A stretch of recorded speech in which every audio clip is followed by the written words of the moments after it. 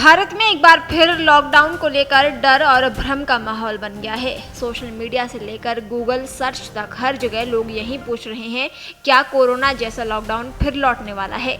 खासकर ईरान से जुड़े वैश्विक तनाव और तेल सप्लाई को लेकर उठी चिंताओं ने इस डर को और बढ़ा दिया है। लेकिन क्या वाकई देश में फिर से तालाबंदी की नौबत आने वाली है, या ये सिर्फ अफवाहों का खेल है। पिछले 24 घंटों में lockdown due to war, India lockdown news और लॉकडाउन 2026 जैसे गूगल कीवर्ड्स तेजी से ट्रेंड करने लगे। इसकी एक बड़ी वजह 24 मार्च की तारीख भी है। यही वो दिन था जब 2020 में देश भर में लॉकडाउन लागू हुआ था। इस दिन लोग पुराने अनुभव शेयर कर रहे थे, जिसे सोशल मीडिया एल्गोरिदम ने ट्रेंड बना दिया। इसके साथ ही मिडिल ईस्ट वॉर इम्पैक्ट और ऑयल क्राइसिस इंडिया जैसे कीवर्ड्स ने भी लोगों के मन में डर पैदा कर दिया कि कहीं युद्ध के कारण देश की रफ्तार फिर न थम जाए। सरकार ने हालांकि बार बार ये स्पष्ट किया है कि देश में लॉकडाउन जैसी कोई स्थिति नहीं बनने जा रही है।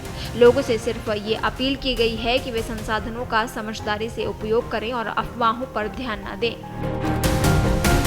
लॉकडाउन की अटकलों के बीच भारत सरकार ने साफ किया है कि ऐसी कोई भी योजना नहीं है। गुरुवार को केंद्रीय मंत्री हरदीप सिंह पुरी ने भी इन बातों को खारिज कर दिया है। साथ ही किरण रिजिजू ने भी इसका खंडन किया है। प्रधानमंत्री नरेंद्र मोदी की तरफ से संसद में दिए गए भाषण में कोरोना के जिक्र के बाद ऐसी अटकलें लगने लगी थी। इसके बाद सोशल मीडिया पर बहस शुरू हो गई थी कि क्या देश में लॉकडाउन लग सकता है।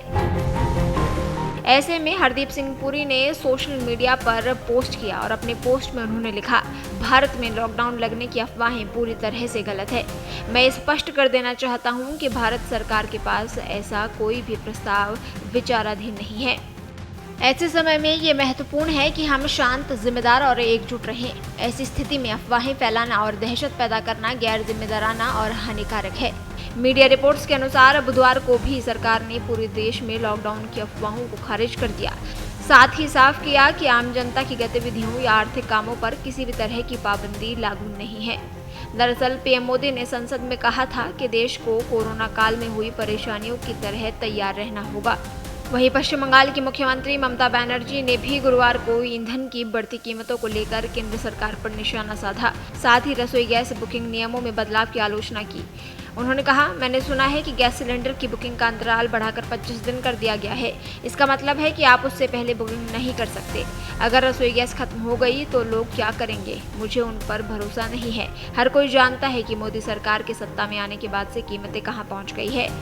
उन्होंने कहा, मैं फिर से अलर्ट या लॉकडाउन जैसे उपायों की चर्चा सुन रही हूँ।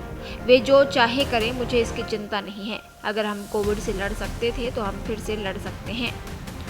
आपको बता दें, पीएम मोदी ने सोमवार को लोकसभा में युद्ध को लेकर भाषण दिया था। उन्होंने कहा था कि संकट का प्रभाव लंबे समय तक रहने वाला है और इसका सामना देशवासियों को कोरोना संकट की तरह ही करना होगा।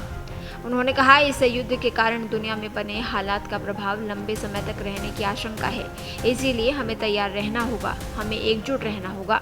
हम कोरोना के समय भी एकजुटता से ऐसी चुनौतियों का सामना कर चुके हैं। अब हमें फिर से उसी तरह तैयार रहने की आवश्यकता है। देश दुनिया की ताजा खबरें और वीडियोस के लिए अभी डाउनलोड करें पत्रिका ऐप।